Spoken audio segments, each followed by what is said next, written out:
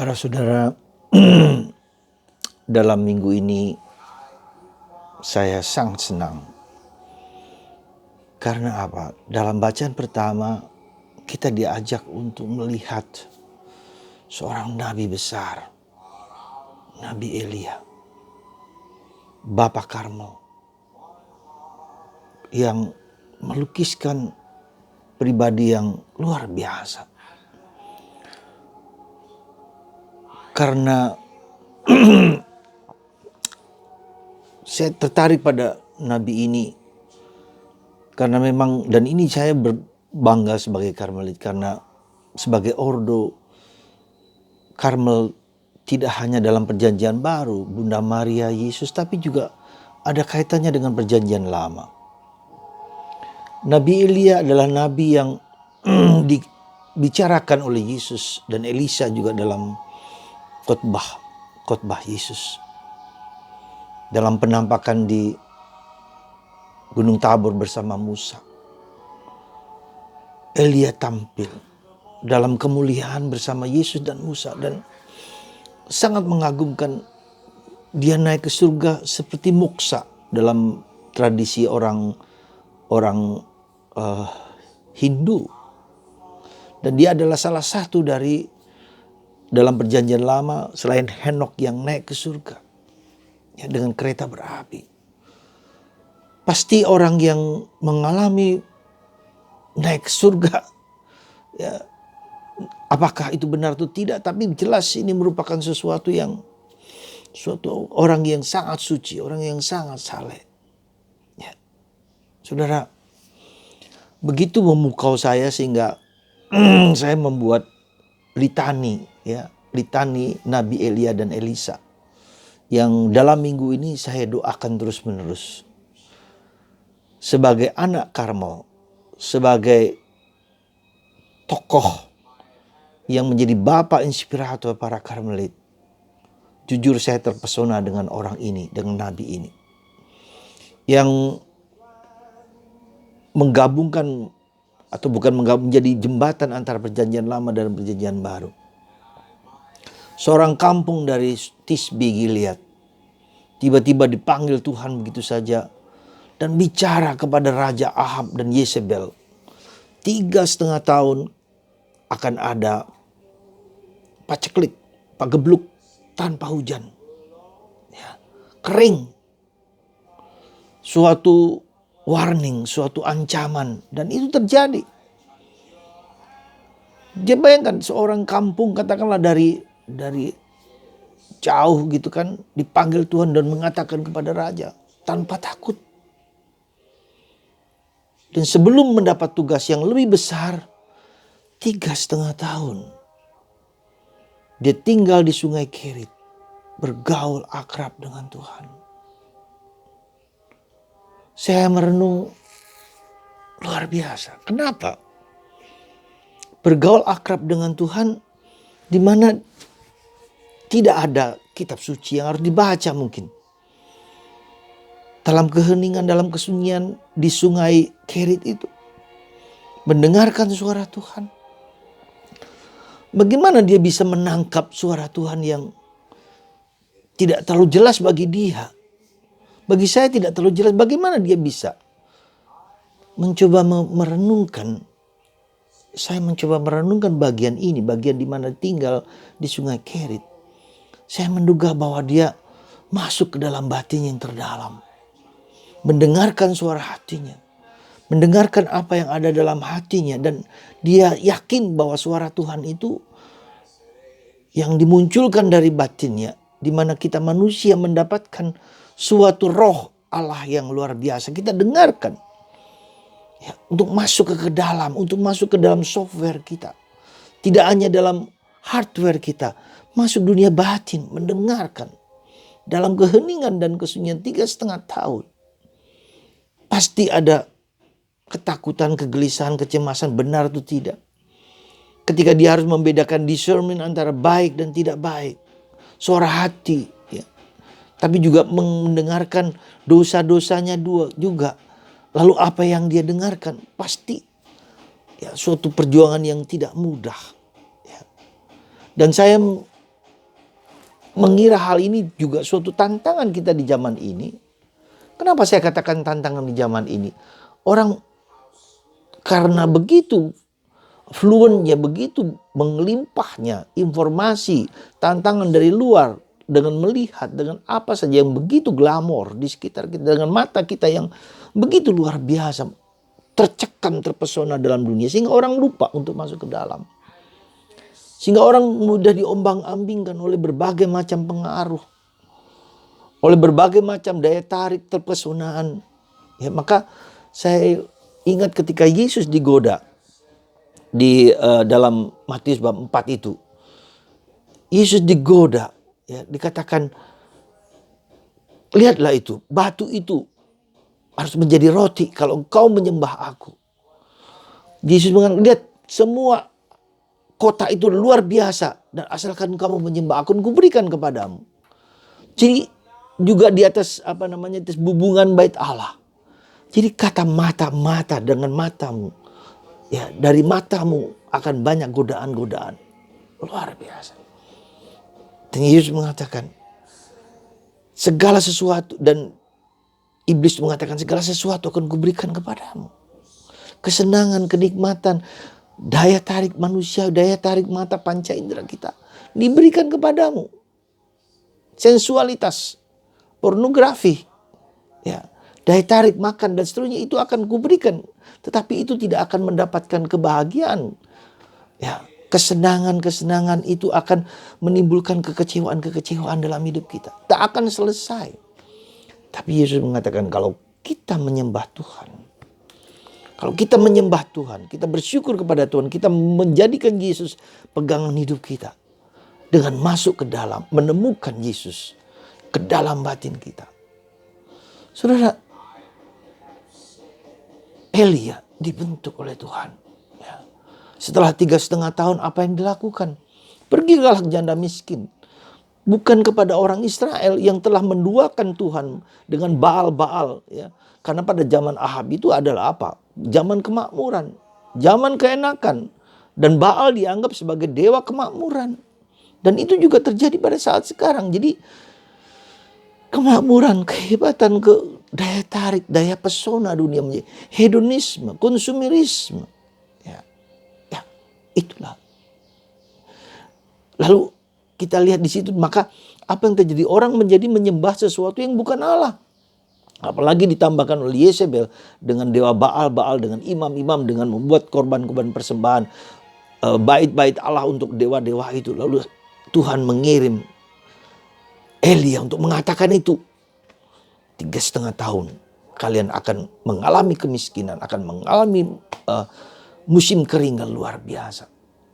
Lalu ketika 3,5 tahun selesai, Elia disuruh kepada orang yang bukan Israel, di Sidon, Sarfat,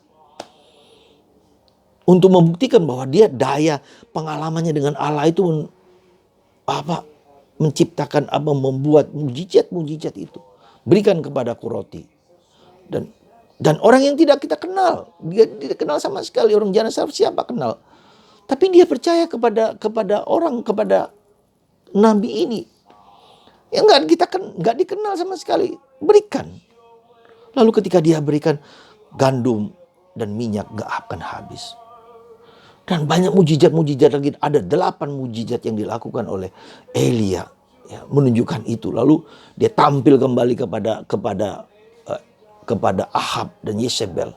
Terjadi pertandingan antara dewa Baal dan kepada Allah. Kita tahu itu dalam bacaan pertama di Gunung Karmel itu.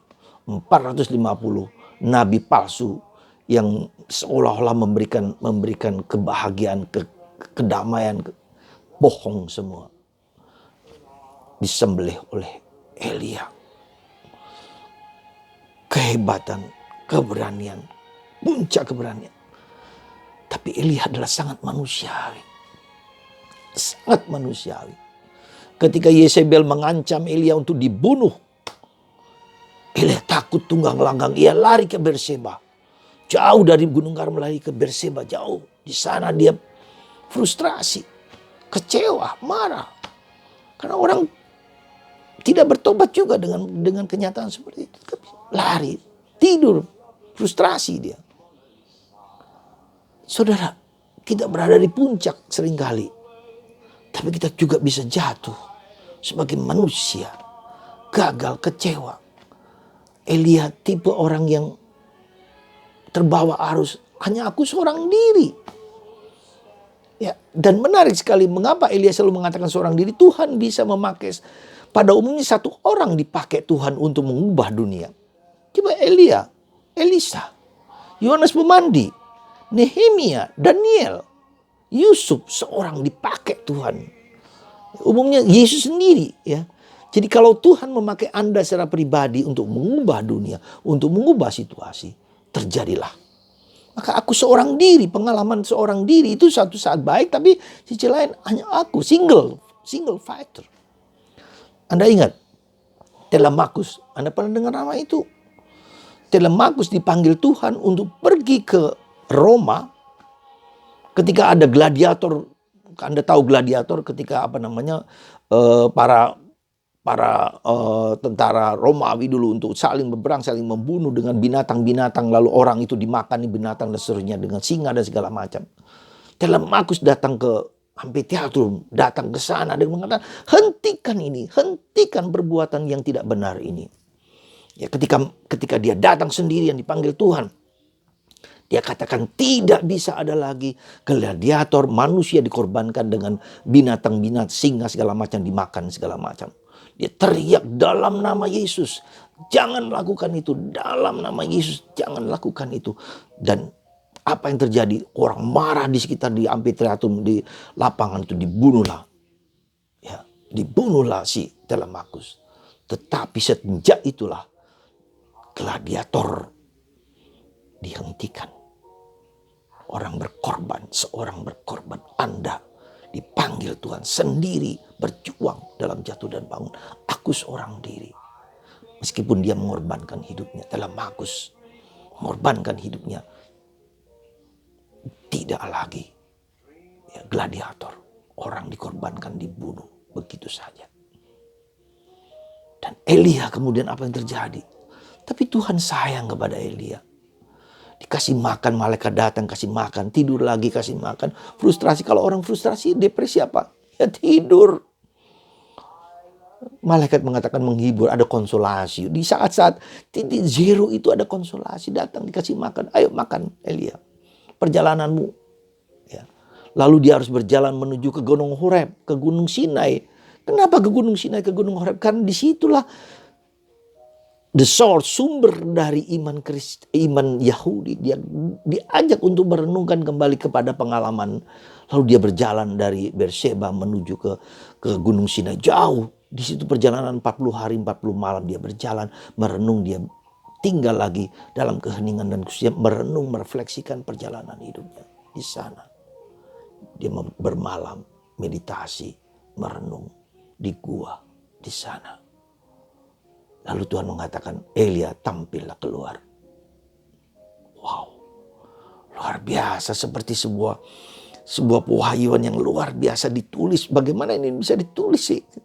Bagaimana hal yang tertentu pasti Elia menyatakan itu kepada murid-muridnya, menyatakan itu bagaimana pengalaman pribadi itu bisa disampaikan kalau tidak Elia menyampaikan itu kepada orang-orang yang pada waktu itu mendengar. Tampil gempa, tidak ada Tuhan. Tampil angin besar, tidak ada Tuhan. Tampil api, tidak ada Tuhan. Padahal sebelumnya Tuhan tampil dalam perjanjian lama lewat api, lewat gempa, lewat angin badai. Tuhan tampil dengan segala keperkasaannya. Sekarang tidak lagi. Cara Tuhan bekerja tidak hanya dalam kegemparan, kehebatan, lalu dengan angin sepoi-sepoi basah, whistling noise, begitu lembut, begitu halus. Elia menutup mukanya dengan mantolnya. Tuhan hadir.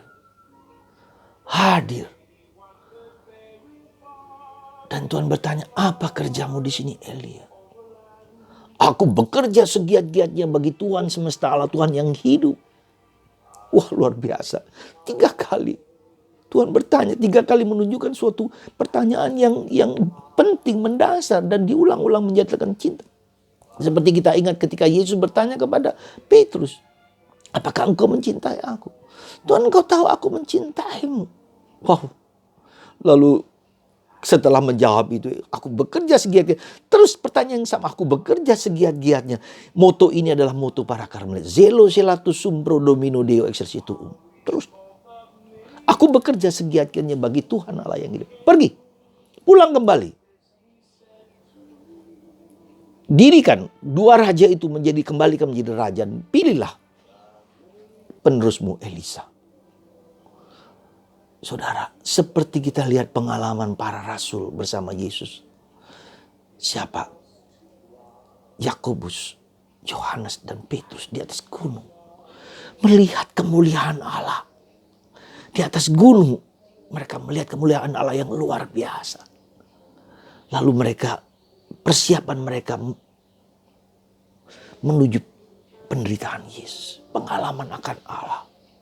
Maka ketika Petrus mengatakan, yang kita sembah itu bukanlah dongeng-dongeng segala, tapi suatu kemuliaan Allah. Saudara, menjadi Katolik, menjadi Kristen, kalau kita memeluk Yesus, kalau kita percaya pada Yesus, kalau kita memiliki Yesus, surga itu diberikan kepada kita semua. Surga itu diberikan kepada kita semua. Segala-galanya diberikan kepada kita. Yesus mengatakan, akan kuberikan kepadamu segala sesuatu. Aku ingin kau berada bersama aku berada bersamamu. Ini luar biasa, saudara. Kalau kita mau mencintai Yesus, memiliki Yesus, menguasai Yesus, cuma segalanya. Ketika kita memiliki anak, kita memiliki Bapa, memiliki putra, memiliki surga. Dan itulah tujuan hidup kita. Nah, kalau kita memiliki hati yang tahu akan akhir hidup kita seperti itu, maka kita harus mempersiapkan batin kita sekarang ini. Elia, saudara, sungguh luar biasa. Saya sekali lagi dalam minggu-minggu ini sungguh terpesona dan belajar banyak dari ia. Belajar kembali, bukan hanya tahu tapi meresapkan. Apa arti bersatu dengan Tuhan? Mendengarkan Tuhan berbicara dalam hatiku yang terdalam. Kadangkala bisa, kadangkala tidak. Terjadi pergulatan dan seterusnya. Dan untung kita ada kitab suci yang membimbing, menuntun. Saya baca ulang teks tentang Elia. Wow, luar biasa orang ini. Elia bukan orang yang mengajarkan pengajaran, tapi hidupnya penuh dengan mujizat-mujizat. Dan yang menarik adalah, saudaraku, ketika dia memilih Elisa bilang apa? Berikan kepadaku rohmu, 2 rohmu. Dan menarik, mujizat yang dibuat oleh Elisa itu 2 kali dari mujizat yang dibuat oleh Elia. Elia 8 kali, Elisa 16 kali. Jadi seorang pemimpin yang baik seperti Elia itu harus membuat kader yang baik, seorang pemimpin yang baru. Maka saudaraku, mari nilai harga mengikuti Yesus itu luar biasa. Kita memiliki segala-galanya ketika kita beriman pada Yesus, ketika memiliki Yesus. Surrenderin pada Yesus. Hidup bersama Yesus. Harganya, hadiahnya begitu besar. Mari saudara, seperti Elia, datang, sujud, sembah, berlutut kepada Tuhan. Semoga Anda dan saya diilhami, digerakkan oleh Elia untuk mendengarkan suara Tuhan, melawan yang eksternal ini, menghadapi yang eksternal ini. Tanpa itu kita akan terombang-ambing, tanpa masuk ke dalam. Bila Anda mau, silakan. Bila tidak, silakan. Dan panggilan kita sebagai Karmelit, panggil kepada hidup itu. Dan perjalanan harus menuju ke gunung. Di gunung Tuhan akan menyediakan pengalaman dari siapa? Dari Abraham ketika mengorbankan Ishak. Di gunung Tuhan akan menyediakan. Di puncak gunung Karmel, Yesus, Tuhan menyediakan hadiah yang terindah, yang tak dapat dilihat oleh mata, dilukiskan oleh apapun. Anda dipanggil untuk masuk dalam persekutuan itu. Amin. Bapa di surga, Engkau telah memanggil Nabi Elia sebagai contoh bagi kami. Bantu kami ya Bapak, supaya kami juga masuk ke dalam persekutuan yang luar biasa itu. Semoga kami dikuatkan, diteguhkan selalu, supaya kami tidak mudah untuk masuk ke dalam batin kami yang terdalam. Nabi Elia bantu kami, Nabi Elisa bantu kami juga untuk masuk ke dalam persekutuan dengan Allah, dengan Yahweh, seperti yang telah kalian alami. Berikan kepada kami roh yang kami butuhkan, supaya kami tetap berjalan dengan kuat. Berkat-Mu atas kami semua, untuk menguatkan perjalanan kami yang tidak mudah ini, dalam nama Bapa dan Putra dan Roh Kudus. Amin.